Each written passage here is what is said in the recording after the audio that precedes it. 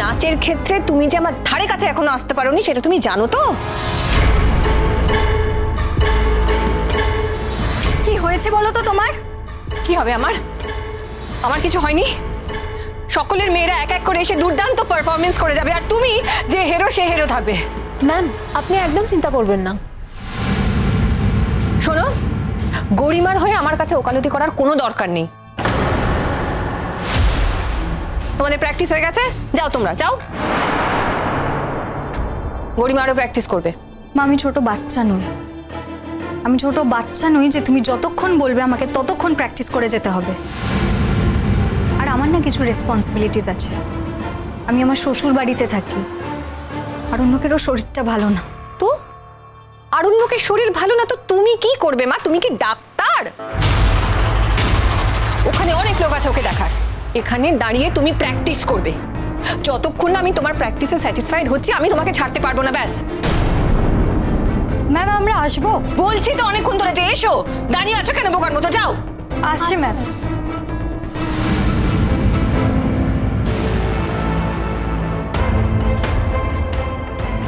মা, এত রাগ করছো কেন তুমি? কি হয়েছেটা কি তোমার? আমি কি করে জানবো? কেউ কখনো তোমরা জানতে চেয়েছো আমার কি হয়েছে, আমি কেমন আছি? জানার দরকার নেই কারো, তোমার জানার দরকার নেই। চুপ করে আছো কেন বাবা? বলো না যে আমার মা কি কোনোদিনও কাউকে ভালোবেসেছে, বা আমার মাকে বুঝতো এরকম কেউ কি ছিল? ভালোবাসার মানুষ ছিল, কিন্তু সে কোনোদিন তোমার মাকে বোঝেনি। মানে? মানে তোমার মায়ের ভালোবাসাটা একমুখী ছিল, আর যে মানুষকে সে ভালোবাসতো সে কোনোদিন তার দিকে ফিরেও তাকায়নি। কিন্তু যেদিন সে পৃথিবী ভুলে তোমার মাকে ভালোবাসতে চেয়েছিল তখন তোমার মা নাচের জগতের বাইরে নিজেকে একদম গুটিয়ে নিয়েছে। কাকে ভালোবাসতো আমার মা? সেটা তুমি অনুমান করতে পারো না। আমি কি করে অনুমান করব? আমি তো মায়ের আগের জীবনের কিছু জানিই না। তোমার মা আমাকে ভালোবাসতো, কিন্তু কোনোদিন সেটা প্রকাশ করেনি। ওর ভেতরে একটা অদ্ভুত দুঃখ ছিল, আর তার জন্যই এত অসাধারণ নাচও নাচত। মা তোমাকে ভালোবাসতো? হ্যাঁ, তোমার মা আমাকেই ভালোবাসতো, কিন্তু তখন আমি নকল মুক্ত নিয়ে এতই ব্যস্ত ছিলাম যে আসল মুক্ত আমার নজরেই আসেনি। আমার মা তোমাকে কোনোদিন বলেনি? সে তেমন মেয়েই ছিল না। নিজের চাহিদা, নিজের ইচ্ছে কোনোদিন সে প্রকাশ করেনি। কত বড় বড় প্রোগ্রাম সে ছেড়ে দিয়েছে। সুরঙ্গমার কথায় বলেছে যে আমি অসুস্থ, আমার জায়গায় সুরঙ্গমা মুখার্জি নাচবে। কেন? কেন মা বাধ্য হতো? মানে সুরঙ্গমা মুখার্জি বললেই মাকে সেটা মেনে নিতে হবে? আসলে সুরঙ্গমা তো ছেলে মানুষ ছিল, ও কান্নাকাটি করতো, অভিমান করতো, খেত না। আমি অনেকবার সুদর্শনকে বলেছি যে তুমি পারবে না বলে দাও, তাহলে ওরা সুরঙ্গমা মুখার্জিকে ডাকবে। তোমার মা শুধু শান্ত নীরব দুটো চোখে আমার দিকে তাকিয়ে থাকতো আর বলতো যে আপনি যা বলবেন তাই হবে। দেখেছো বাবা, আমার আমার মায়ের প্রতি ঠিক কতটা ইনজাস্টিস হয়েছে? দেখেছি, সারা পৃথিবী তোমার মায়ের প্রতি অবিচার করেছে, তাই আমি চাই যে তুমি সুবিচার পাও। তোমার মায়ের প্রতি হওয়া প্রত্যেকটা অবিচারের তুমি যোগ্য জবাব দাও, আর সেজন্য সব রকম ভাবে আমি তোমাকে সাহায্য করতে চাই।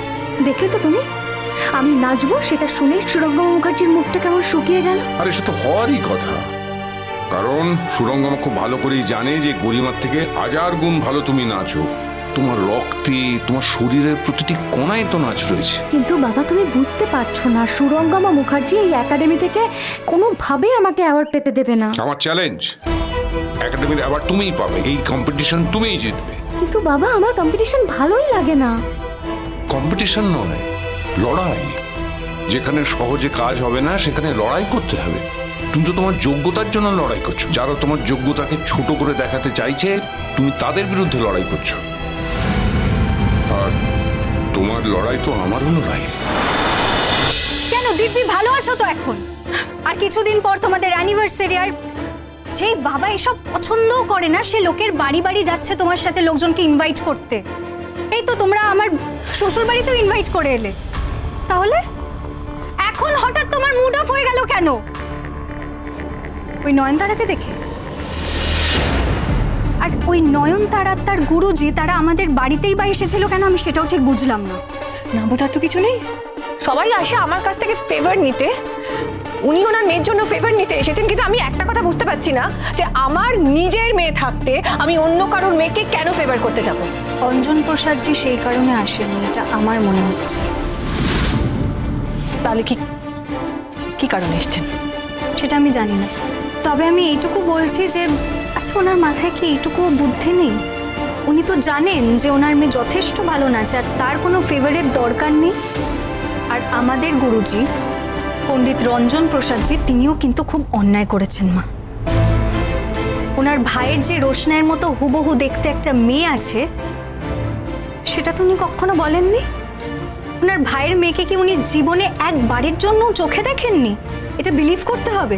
এই শোনো, তোমাকে কি আমি এই সমস্ত ফালতু কথা বলার জন্য দাঁড় করিয়ে রেখেছি না প্র্যাকটিস করার জন্য দাঁড় করিয়ে রেখেছি? প্র্যাকটিস করো। প্রশ্ন তো উঠবেই, আর আমার মনেই প্রশ্নগুলো উঠছে মানে বাকি লোকজনদের মনেই প্রশ্নগুলো আরো বেশি করে উঠবে।